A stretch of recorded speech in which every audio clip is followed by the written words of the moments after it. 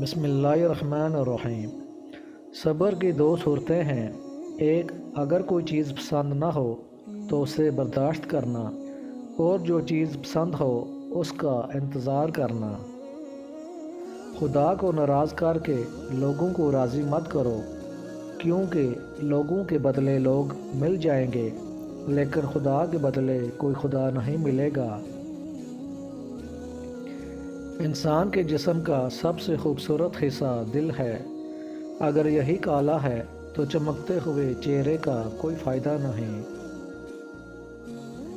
کبھی بھی دکھ میں پچھتاوے کے آنسو نہ بہاؤ، کیونکہ آپ وہ خوش نصیب ہو جسے اللہ نے آزمائش کے لیے چنا ہے۔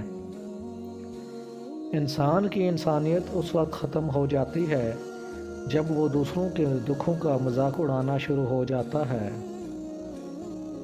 اللہ کی چار رحمتیں جو انسان سے کبھی برداشت نہیں ہوتی: بیماری، بیٹی، بارش اور مہمان۔ اور اللہ کے چار عذاب جو انسان خوشی سے قبول کر لیتا ہے: سود، جہیز، جھوٹ اور غیبت۔ دنیا میں خوبصورت دل تلاش کرو، خوبصورت چہرہ نہیں۔ خوبصورت چہرے تو بہت ہیں مگر خوبصورت دل بہت کم ہیں۔ مولا علی رضی اللہ تعالیٰ عنہ سے کسی نے پوچھا کہ دنیا کا امیر ترین شخص کون ہے، تو آپ رضی اللہ تعالیٰ عنہ نے فرمایا کہ جس کے دوست مخلص ہوں۔ سب سے پہلی عبادت یہ ہے انسان مصیبت میں صبر کرے اور اللہ کی طرف سے مدد کا منتظر رہے۔ جب تک تو برائیوں سے بیزار نہ ہو جائے تو نیکیوں کو حاصل کبھی نہیں کر سکتا۔